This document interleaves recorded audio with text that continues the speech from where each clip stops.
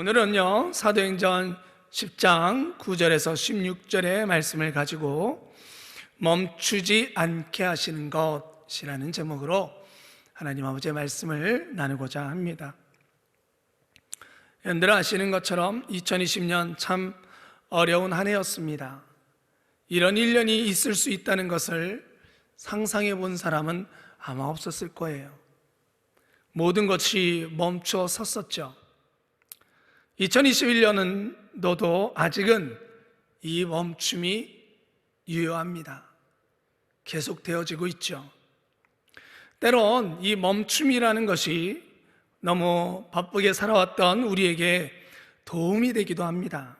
여러분들이 아시는 것처럼 지난 가을, 여러분들 가을 하늘을 한번 본 적이 있으십니까? 정말 한국의 가을 하늘, 저도 어렸을 때에 봤던 그런 하늘을 오랜만에 볼 수 있었던 것 같아요. 중국의 많은 공장들이 멈추다 보니까요, 황사가 오지 않았고 미세먼지가 적게 배출되어지면서 하늘은 너무나 맑고 깨끗해졌었죠. 참 아이러니한 것은요, 사람들의 삶은 참 힘들어졌는데 반대로 자연은 회복할 수 있게 되어졌다는 거예요. 여러분, 하나님께서도 이 멈춤에 대해서 우리에게 말씀해 주셨습니다. 출애굽기 23장 10절에서 13절의 말씀을 보면요, 너는 6해 동안은 너의 땅에 파종하여 그 소산을 거두고 7째 해에는 갈지 말며 묵혀두어서 내 백성의 가난한 자들이 먹게 하라. 그 남은 것은 들짐승이 먹으리라. 내 포도원과 감람원도 그리할지라. 너는 6해 동안에 내 일을 하고 7째 날에는 쉬라. 내 소와 나귀가 쉴 것이며 내 여종의 자식과 나그네가 숨을 돌리리라. 이렇게 하나님 아버지께서는 멈춤, 그리고 그 멈춤이 쉼이 되게 하셔서 우리가 살아가야 될 땅과 동식물에게 있어서 반드시 있어야 될 시간으로 말씀해 주셨습니다.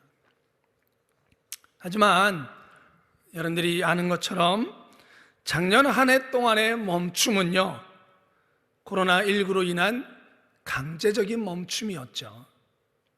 그리고 우리에게 있어서는 일할 수 있는 6일이라는 시간을 빼앗아가 버리는 그런 한 해이기도 했습니다.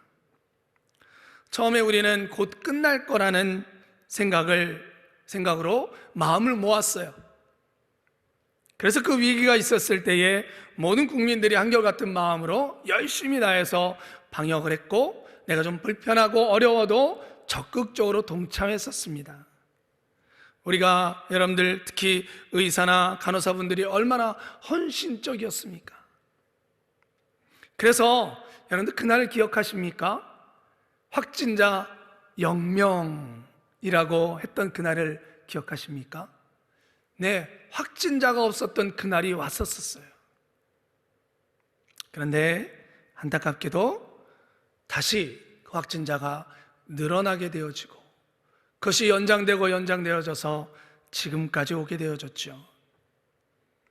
다시 우리는 일어날 수 있다라고 생각했습니다. 그런데 한번 넘어지고 나서, 그 소망이 꺾이고 나서 사람들은 지치기 시작했습니다. 그 지친 마음 안에서 포기하는 사람들이 생겨나고 절망하는 사람들이 생겨났죠. 이미 우리는 어쩌면 처음부터 이것이 길어질 거라는 걸 알고 있었는지도 모르겠어요. 그런데 그래도 조금이라도 빨리 끝나겠지. 근데 그런 소망이 한번 꺾이고 나니까요, 다시 일어난다는 것이 참 어려웠던 것이죠. 그리고 우리는 2021년을 맞이하게 됐습니다. 여전히 우리는 이 멈춤이라는 시간 속에 살고 있습니다. 여러분, 그러면 이 사회 속에 소금이요 빛이라고 말씀하신 그리스도인은, 저와 여러분들은 이 멈춤 속에서 어떻게 2021년들을 맞이했고 2021년들의 소망을 갖고 기도했습니까? 어떤 분은 아유 목사님 이런 이 상황 속에서 그저 버티는 거죠. 무슨 2021년도에 계획을 세우겠습니까? 지금은 방법이 없어요. 이렇게 말씀하시는 분들도 있죠. 네, 깊이 공감합니다.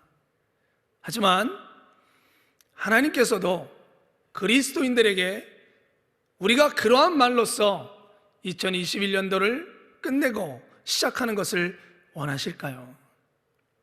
주님 뜻대로 살겠습니다 라고 우리가 기도하는 우리가 단순히 거기에서 멈추는 것을 원하실까요? 최근에 한 방송에서 연세대학교의 김학철 교수는 팬데믹 속에서의 기독교라는 주제로 강의를 한 적이 있습니다. 방송 강의를 했습니다. 그러면서 로마라는 나라, 특히 여러분들이 아는 것처럼 로마 신화로까지 불려지는 수많은 신들이 존재했던 그런 로마라는 나라가 어떻게 기독교를 나라의 종교로 공인할 수밖에 없었을까? 그 짧은 시간에 그 이유를 이야기하면서 이렇게 얘기했습니다. 로마에 일어난 두 번의 큰 전염병이 있었습니다. 지금 우리 코로나19와 같은 그런 상황이, 그때에 심지어 가족마저도 그 전염병에 걸린 사람들을 외면하고 다 남몰라 하라 하는 그때에 몰래 숨어서 박해를 견디며 믿음을 생활을 해왔던 그리스도인들인 그들은 일어나서 사람들이 외면한 사람들을 찾아갔고 그 사람들에게 떡과 물을 나누어 주고 그들을 씻기고 그 아픈 병자들을 돌봐줬다는 겁니다. 사람들은 거기에 감동했습니다. 다 외면했던 그때에 그리스도인들, 저 숨어 지내는 사람들은 나를 외면하지 않았구나. 결국 한 사람, 두 사람, 그 속에서 그 팬데믹, 그 전염병 속에서 그리스도인들은 그리스도인들은 늘어나기 시작했고요.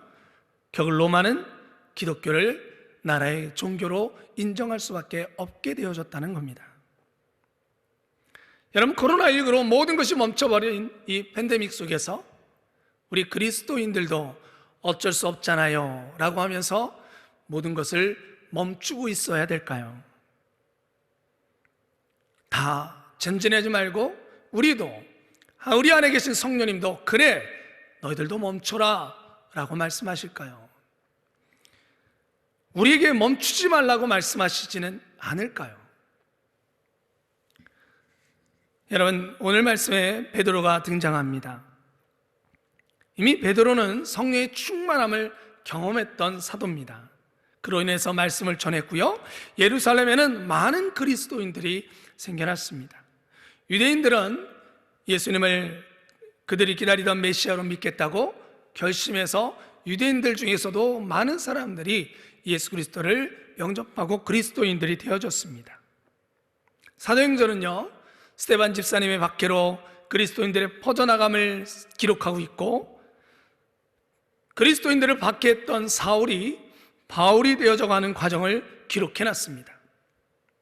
그런데요, 그 기록이 끝날 때쯤 오늘 본문의 말씀이 등장하면서 사도 베드로에게 초점이 맞춰집니다.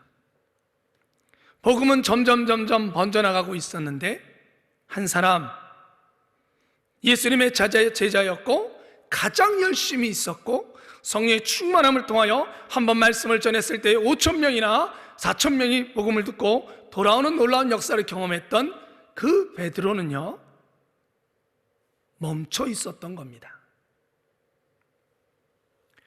예루살렘과 온 유대와 사마리아와 땅끝까지 이르러 하나님의 복음의 말씀을 전하라고 했던 그 성령의 외침을 듣고 알고 있었던 베드로가요, 어느 순간에 멈춰버리고 있었다는 거예요. 여러분, 왜 베드로는 멈추게 됐을까요? 그리고 베드로의 멈춤을 성령님은 어떻게 하셨을까요? 베드로는 기도하기 위해 집 옥상에 올라갔습니다. 그리고 황홀경 가운데 한 환상을 보게 되어집니다. 그릇과 같이 한 보자기가 내 귀에 메어져서 베드로 앞에 쫙 내려왔어요. 그 안에는 네 발 가진 짐승과 공중에 나는 것들이 있었습니다.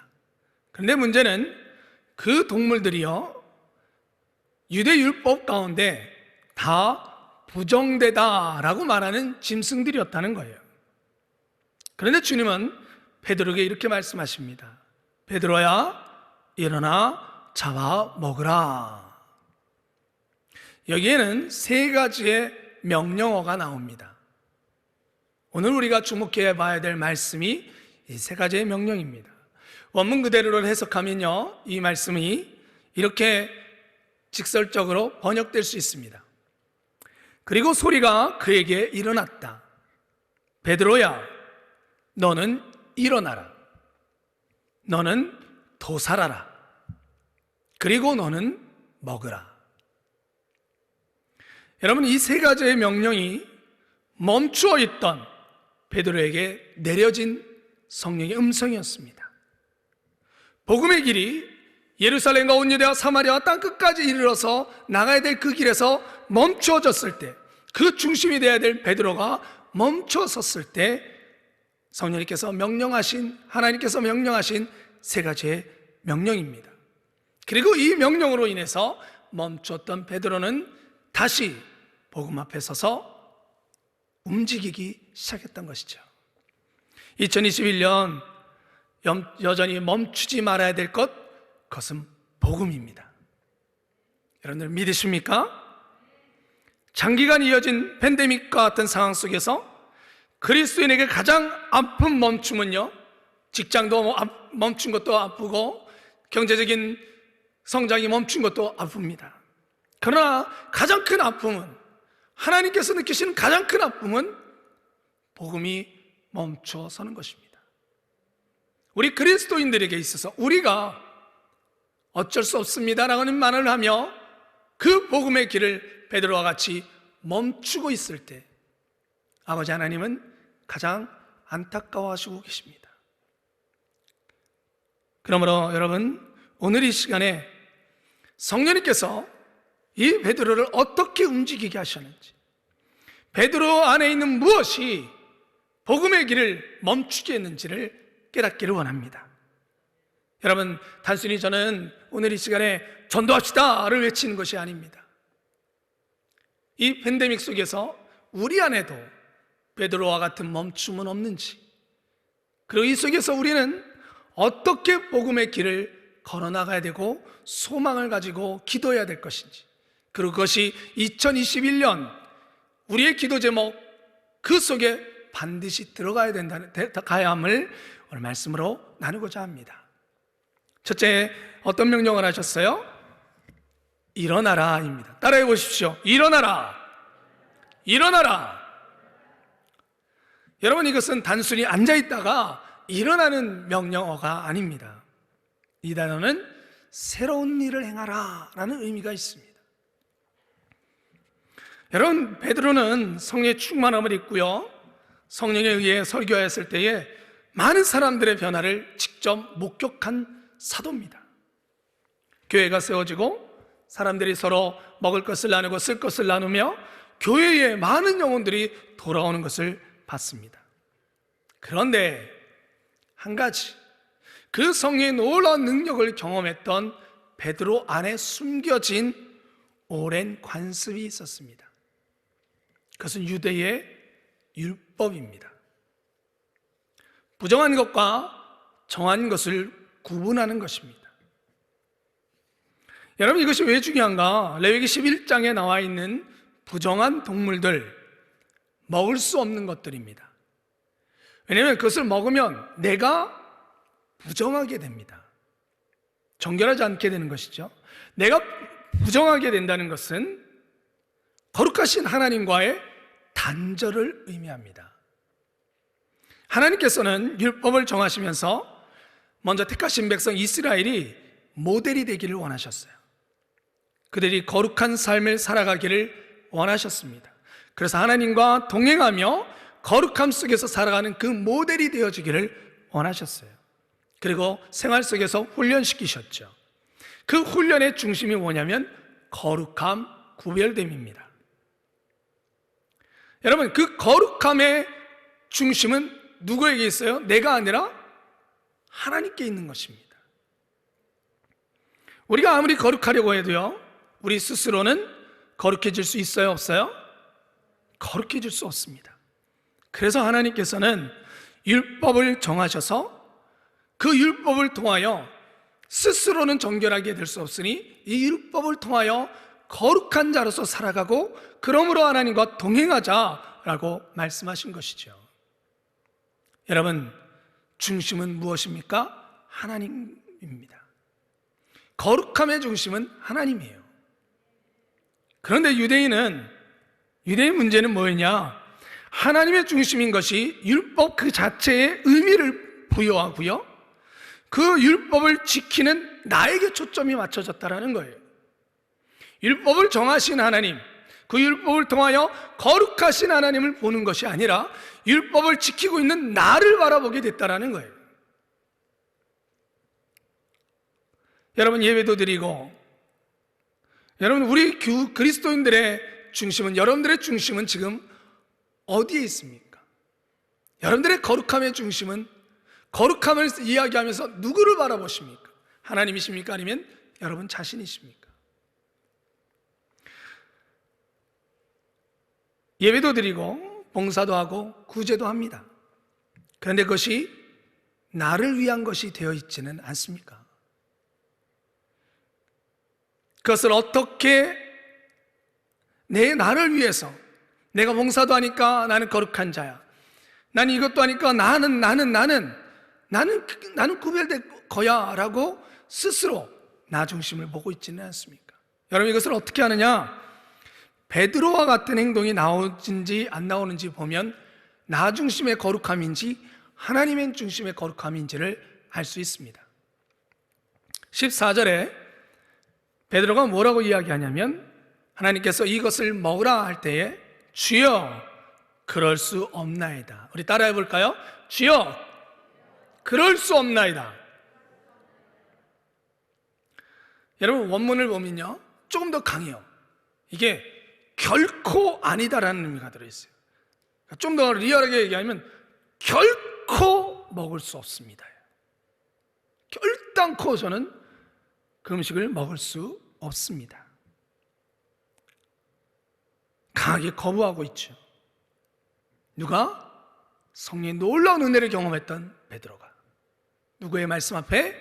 하나님의 말씀 앞에. 여러분, 복음을 위해 하나님의 말씀을 하시는 그 명령에 절대 그럴 수 없습니다라고 거부하고 있다라는 거예요. 여러분, 혹시 여러분과 제 안에 지금껏 믿음의 길을 걸어오면서 절대 그럴 수 없어요 라고 말했던 부분은 없으십니까? 보이지 않는 부분에서 우리는 하나님의 일을 하면서도 내가 만든 원칙에 의해서, 오랜 경험에 의해서 하나님의 말씀은 뒷전이 되어지고 내 생각과 내게 만들어진 그 율법이 절대 그럴 수 없습니다라는 말을 해가면서 거부하고 있는 일들은 없습니까? 전통을 무시하자는 것이 아니라 그 전통이 복음을 막아서고 있지 않냐라는 것을 보자라는 것입니다. 일일이 열거하기는 좀 뭐하지만, 목사님, 절대로 그분하고는 한 구역이 될 수 없습니다. 여러분, 혹시 말한 적은 없으십니까? 절대로 그분하고는 함께 봉사할 수 없습니다 라고 말한 적은 없으십니까? 여러분, 주께서는 말씀하십니다. 일어나라, 일어나라 라고 말씀하고 계십니다. 김제에서 조금 들어가면요, 김제시 금산리라는 곳에 금산교회가 있습니다. 구한말에 한 젊은 미국인 선교사 레이스 비 테이드 목사가 말을 타고 전주와 정읍을 왔다 갔다 하면서 복음을 전할 때에 중심지를 삼았던 곳이 금산리라는 곳입니다. 선교사는 금산리에 교회가 세워져야 된다고 생각했고요. 그리고 그 금산리에 머물 때에 그 고장에서 가장 부잣집이었던 조덕삼이라는 분의 집에 머물기 시작했습니다. 그리고 이 조덕삼님의 집에 교회를 세우기 시작했어요. 조덕삼 씨는요, 가장 큰 지주였고 금광을 염해서 하는 아주 큰 부자였습니다. 그런데 유교를 믿고 있던 아주 보수적인 집안이었죠. 그러나 너무나 큰 은혜와 감사한 것은 그 테이드 목사님의 복음의 말씀을 듣고 이분이 예수님을 믿게 되었다는 거예요. 자기 집 사랑채에 예배를 드릴 수 있도록 내어놓았습니다. 여러분, 그 교회 모양이요, 기역자입니다. 기역자, 이렇게 돼 있어요. 여기에 목사님이 있으세요. 그리고 이쪽과 이쪽에, 이쪽은 남자, 이쪽은 여자, 서로 보지 못하는 그런 교회예요. 여러분, 교회가 세워졌는데 이 집에는 마곡간을 관리하는 청년, 마부 이자익이라는 청년이 있었습니다. 여러분, 이자익이라는 청년은 3살 때 아버지를 여의고 6살 때 어머니까지 여의게 되었어요. 교회가 고아가 되어졌죠. 경남 출신으로 어렸을 때 부모님을 여의고 전라도 땅까지 오게 된 거예요. 경남에서부터. 그리고 이 부자 조덕삼 씨를 만나게 되어지고 거기에 마부로 채용되어집니다. 이자익은 소학교도 변변히 다니지 못한 무학자였지만 매우 총명하여 마부로 있을 때마다 틈틈이 독학을 했습니다. 그리고 주인 조덕삼 씨를 따라 기독교 신앙을 접하게 되어졌죠. 여러분, 여전히 그 시대는 어떤 시대예요? 구한말이에요. 유교가 강했었고 여전히 양방과 평민이 나누어져 있던, 그것이 여전히 존재하던 시대였습니다. 금산교회는 놀라운 은혜로 70명, 200명까지 성도들이 늘어나게 되어졌어요. 그래서 교회 안에 장로님 한 분을 피택하게 되어졌습니다. 그런데 성도님들이 투표가 붙여졌는데 2명의 마지막 분이 올라갔습니다. 한 명은 조덕삼 씨요, 한 명은 그 마부였던 이자익입니다. 두 사람이 성도님들의 투표로 장로로 선출되기를 기다리고 있었어요. 그런데 이 집 주인이요, 부자요, 양반이었던 조덕삼 씨가 되어졌다면 참 좋겠는데 문제는 마부였던 이자익 청년이 장로로 선출된 겁니다. 그 결과가 발표되어졌을 때 교회가 싸늘해진 거예요. 일순간. 근데 그때 조덕삼 씨가 일어났습니다. 우리 조덕삼 성도님이 나아가서 성도님들 앞에 이렇게 얘기했어요. 이것도 하나님의 뜻입니다. 나는 이자익 장로님을 모시고 하나님 섬기는 일에 열심히 봉사하겠습니다. 그래서 금산교회 초대 장로는 이자익 청년, 마부 이자익 청년이 되어졌습니다.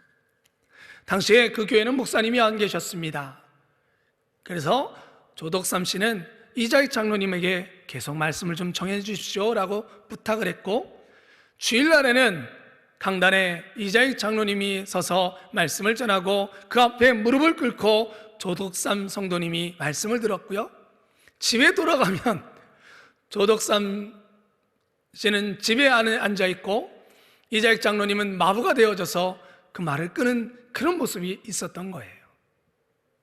더 놀라운 것은요, 이 조덕삼 성도님도 나중에 장로님이 되어지고 이 첫 번째 장로님이었던 이자익 우리 장로님을 신학교에 보내게 되어지고 자기가 다 자비량으로 신학교에 보내서 목사가 되어졌을 때 그 금산교회 첫 목사님으로 부임할 수 있도록 온 힘을 다했던 분이 조덕삼 장로님이십니다. 여전히 양반과 평민이 갈라져 있던 그때에, 절대로 할 수 없습니다, 할 수 없습니다라고 말할 수 있는 그때에 그 모든 것을 깨고 성령님의 말씀에 따라 이자익 청년, 마부 이자익 청년을 장로님으로 모시며 교회가 하나님 말씀에 따라 섬겨나갈 수 있도록 했던 조덕삼 장로님을 기억하십시오. 사랑하는 성도 여러분, 결코 안 됩니다 라는 것에서 일어나기를 주님의 이름으로 축원합니다. 그것에서 막차고 나올 때에 놀라운 복음의 역사가 일어나는 것입니다. 팬데믹 사회 속에서 우리가 코로나19의 방역 현장에 있는 분들을 존경하는 이유는 그들은 다른 사람들이 쉽게 갈 수 없는 그곳에 가 있기 때문이죠. 분명 우리 주변에 우리 스스로가 결코 할 수 없어 라고 막고 있는 그곳, 하나님은 우리 보고 가라고 말씀하실 것입니다. 여러분들 성령님의 음성에 순종하시기를 주님의 이름으로 축원합니다. 그리고 그것을 위해서 하나님, 내가 결코 할 수 없습니다 라고 지금까지 막고 있었던 것, 그것이 복음의 길을 막는 것이었다면 주님 깨닫게 하시고 깰 수 있게 해달라고 기도할 수 있는 저와 여러분들이 되시기를 주님의 이름으로 축원합니다. 두 번째는 주님이 뭐라고 말씀하셨습니까? 우리 함께 해볼까요? 너는 도살하라. 너는 도살하라. 여러분, 우리말로는 잡다라고 되어져 있어요. 잡아먹으라. 그런데요, 여러분 원문에 보면 이 잡다라는 말, 도살하다라는 말이요, 그냥 죽여서 먹기 위해서, 음식을 만들기 위해서 죽인다라는 단어가 아니라 희생제물을 바치기 위해서 짐승을 죽일 때 쓰이는 단어가 쓰입니다. 즉, 이 죽이다라는 단어는 제의적 용어입니다. 결국 우리 주님의 명령은요, 구약에서 부정되다 하는 짐승을 가져다가 하나님 제단 앞에 잡아서 드리라는 거예요. 여러분, 이거는 말도 안 되는 일입니다. 부정된 것으로 거룩하신 하나님을 예비할 수 없습니다. 여러분, 이 말씀은 또 하나 무엇을 의미하냐면 이스라엘 사람들이 부정하다고 이미 정해버린 이방인들, 저들은 부정한 사람들이야, 이제는 그들이 하나님 앞에 나와서 예배할 수 있고 하나님은 그들의 예배를 받으시겠다라는 말씀입니다. 여러분, 그러면 우리는 이런 의문점이 들 수 있죠. 아니, 하나님은 구약의 말씀을 주시면서는 부정한 것으로는 예배하지 말라라고 얘기하시고는 이제 와서는 아니 괜찮아, 부정한 것으로도 내가 예배 받을 거야, 제사 드려도 돼, 이제는 이방인들도 와서 제사 지내도 돼. 아이, 그러면 구약의 말씀은 뭐야? 쓸모없는 거네? 그럼 이제는 그래서 심지어 어떤 신학자는요, 구약은 이제 아무 필요가 없다, 예수 그리스도가 오신 이후로는 신약만 보면 된다 하는 분들도 계세요. 여러분, 정말 그럴까요? 그러면 구약의 제사를 지낼 때 거룩한 짐승으로 드리라는 이 말씀은 이제는 아무 의미가 없는 말씀이 되어버리고 마는 걸까요? 여러분, 베드로에게도 이거는 놀라운, 정말 그 가치관을 흔드는, 신앙을 흔드는 말씀이었을 거예요. 여러분, 제가 얼마 전에 저희 장인어른 댁에 TV를 좀 바꾸어 드렸어요. 스마트 TV라는 걸로 좀 바꾸어 드렸습니다. 왜냐하면 예배를 드리셔야 되는데, 인터넷 예배를 드리셔야 되는데 맨날 이 조그마한 핸드폰으로 예배를 드리시니까 예배를 너무너무 사모하세요. 지금 여의도 순복음교회를 섬기고 계시는데 이 조그마한 것으로 예배를 드리니까 너무 힘들어 하시는 거예요. 그런데 TV는 그 인터넷 방송을 볼 수 없는 TV였어요. 옛날 거여서. 그래서 이게 계속 장기간 될 것 같아서 스마트 TV라 그래서 인터넷을 받아들일 수 있는 TV로 바꾸어 드렸습니다. 그러니까 이제 큰 화면에서, TV 화면에서 인터넷 예배를 보실 수 있게 된 거예요. 여러분 생각해 보세요. 제가 그거를 바꾸어 드리는 날 갔었습니다. 만약에 제가 그걸 바꾸어 드리는 날 그 전 TV 회사에 전화를 걸어서 거기 그 TV 사장님 좀 바꿔주십시오. 아니 왜 인터넷 예배도 드릴 수 없는 TV를 만들어가지고 팔아가지고 말이야 저희들이 볼 수 없게 만들었습니까? 그 손해배상 청구할 겁니다. 여러분 제가 이렇게 했다면 여러분도 어떻게 생각하시겠어요? 맞아라고 하실 거예요? 아니면 목사님 좀 그거는 과한데요? 잘못된 것 같은데요? 라고 얘기하시겠어요? 여러분들 어떻게 하시겠습니까? 여러분 제가 좀 잘못된 거죠 그거는? 여러분 TV라는 것이 기술이 더 발전되어진 거예요. 인터넷 예배를 드릴 수, 인터넷을 받아들일 수 있는 TV가 만들어진 거죠. 그죠? 그전 TV는요, 그전 TV로 TV를 볼 수 있었어요. 그런데 거기에 스마트 TV라는 것이 기술이 더 추가가 된 것이죠. 만약에 예전 TV가 TV 자체를 볼 수 없었다면 그건 잘못된 TV인 거예요. 그거는 항의를 해야죠. 그런데 아니에요. 잘 봤어요. 근데 이제 스마트 TV라는 것이 나와서 기술이 더 좋아진 거죠. 그러니 예전 TV를 더 좋아진 TV로 바꾼 거예요. 여러분 마찬가지입니다. 구약의 말씀, 구약의 때에 하나님께 예배하기 위해서 하나님께서는 우리에게 명령하신 그 제사의 법이 있었습니다. 그것은 그 자체로 완전한 하나님의 말씀입니다. 믿으십니까? 네, 하나님께서는 거룩한 제물을 구별하셨고 그 제물로 하나님께 예배하기를 원하셨고 그렇게 예배하는 제사를 받으셨어요. 그러나 이제는 예수 그리스도께서 오셨습니다. 예수 그리스도께서 거룩한 제물이 되셔서 이제는 그 이후로는 더 이상 동물의 살아있는 그 제물을 가지고 오지 않아도 예수 그리스도께서 완전한 제물 되셔서 죽으셨고 그 예수 그리스도를 통하면 이제는 이방인도 예루살렘 유대인도 모두가 다 하나님 앞에 나아가 거룩한 예배를 드릴 수 있게 된 것이죠. 할렐루야. 이것은 놀라운 은혜인 줄 믿습니다. 그러나 여기서 한 가지 우리가 더 놓치지 말아야 될 것이 있어요. 그러면 이방인도 예배를 드릴 수 있게 되고 유대인도 예배를 드릴 수 있게 되니까 아무나 와서 이제 다 예배를 드릴 수 있는 거네? 그런데요 15절에 하나님은 이렇게 말씀하세요. 우리 오늘 본문 말씀에 하나님께서 깨끗게 하신 것을 내가 속되다 하지 말라. 무슨 말씀이냐? 과거에는 깨끗게, 이 땅에는 깨끗게 할 게 없었어요. 스스로. 그래서 하나님께서 이거는 깨끗하고 이거는 부정한 거야 라고 정하셨어요.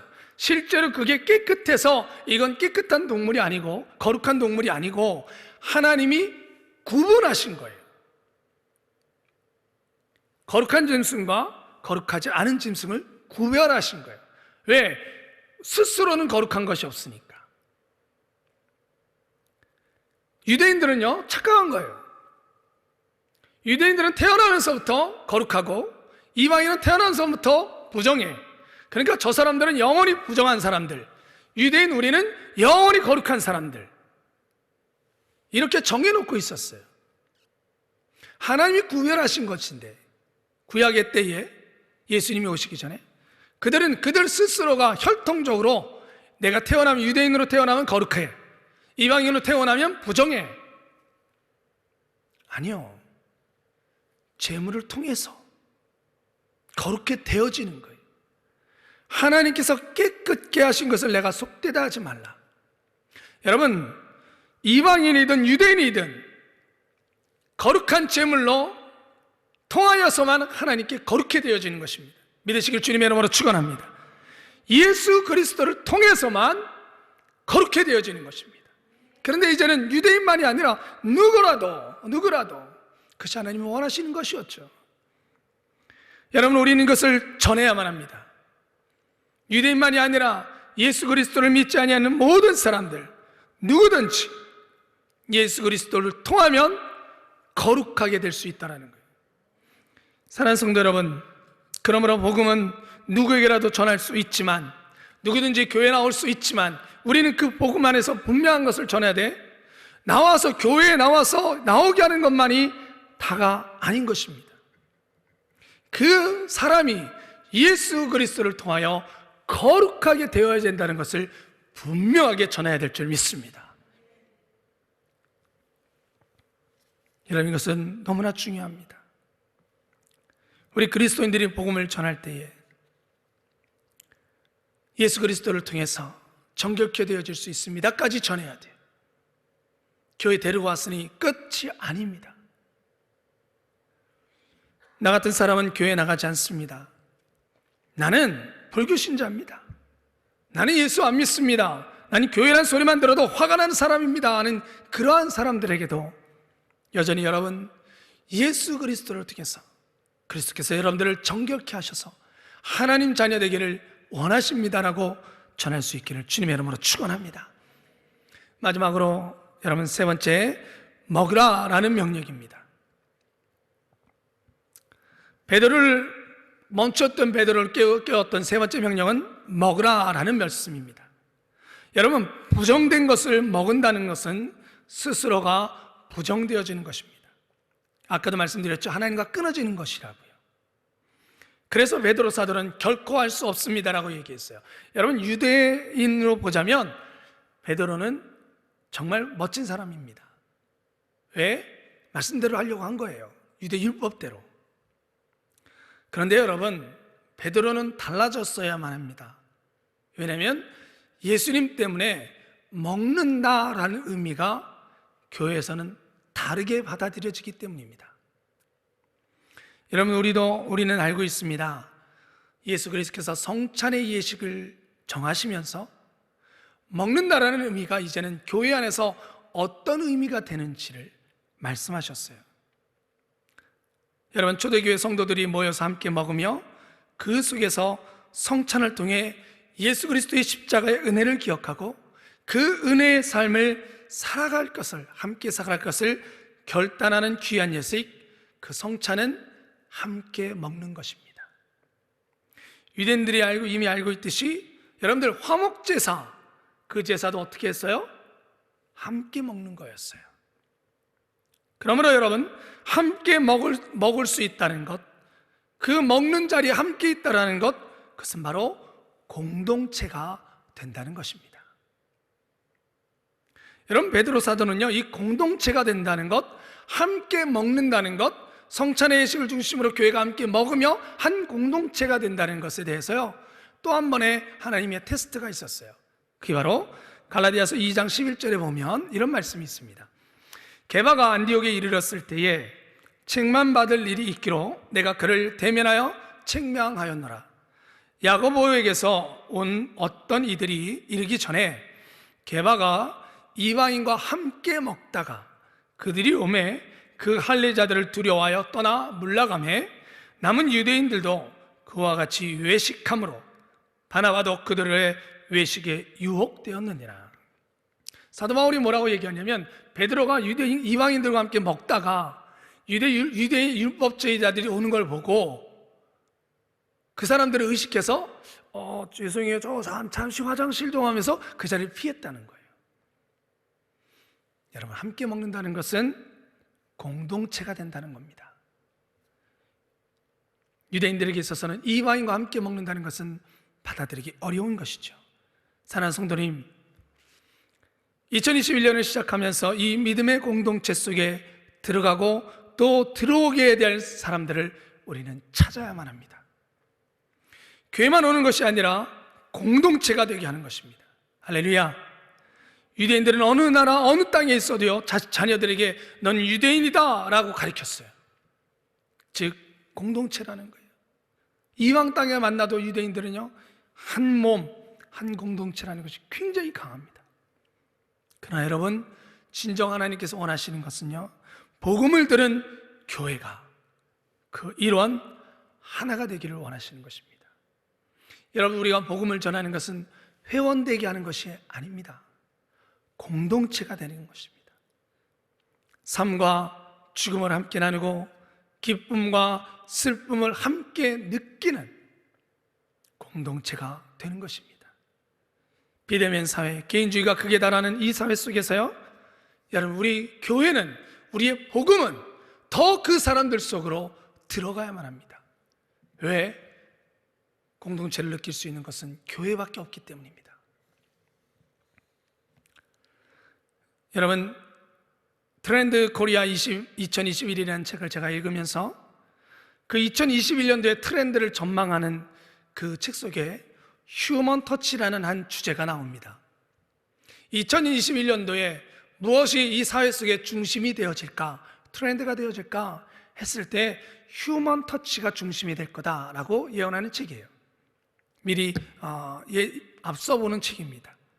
여러분, 휴먼 터치라는 것이 뭐냐면, 온라인 시대 속에서 사람들은 인간의 연결 강박을 강화시키며, 뭐냐면 더 연결되어져 있어야 된다는 거예요. 온라인 속에서 홀로 있는 것을 더 좋아하는 것이 아니라 온라인 속에서라도 연결되어져 있기를 원한다는 거예요. 온라인 계속 연결되어져 있어야 되는 거예요. 여러분, 핸드폰 온라인입니다. 계속 연결되어져 있어야 됩니다. 여기서 떨어지면 불안한 거예요. 이 강박관념이 갈수록 사람들은 더 심해질 거라는 거예요. 그래서 나만 따돌려질지 모른다라는 Fear of Missing Out이라는 FOMO라는 증후군까지 생겨나고요. 그러니까 나는 나 혼자 남았나? 나만 모르나? 이런 거에 대한 두려움과 강박관념이 점점 심해진다는 거예요. 그래서 기업들은 뭘 하는 거냐면 휴먼 터치, 인간의 손길은 여전히 필요합니다. 당신의 손길은 여전히 필요합니다라는 것을 느끼게 하는 제품들, 또 그런 이슈들을 계속 만들어낼 거라는 겁니다. 왜? 그걸 필요로 한다는 거예요. 그렇습니다, 여러분. 사람은 어쩔 수 없습니다. 팬데믹 현상이든 어떤 사회가 아무리 개인주의 또 홀로 있는 것이 있다 할지라도 사람은요, 본질적으로 함께하며 공감하는 속에서 살아가게끔 되어져 있습니다. 그러므로 여러분, 교회 공동체는, 믿음의 공동체는, 복음은 더 세상 속으로 들어가야만 하는 것입니다. 사랑하는 성도 여러분, 성령님은 이것을 원하십니다. 베드로가 오늘 말씀의 17절에 보니까 이렇게 얘기해요. 베드로가 본 환상이 무슨 뜻인지 속으로 의아해하더니, 19절에 베드로가 그 환상에 대하여 생각할 때에 성령께서 그에게 말씀하시되, 결국 여러분, 이 세 번에 걸친 똑같은 환상 속에서 왜 내게 세 가지의 명령을 하셨을까 고민했던 베드로를 깨우치게 한 것은 성령 하나님이셨습니다. 오늘도 우리가 예배를 통하여 성령님의 음성을 듣고 계십니까? 우리에게 세 가지의 명령을 말씀하시는 것을 잊지 마시기를 바랍니다.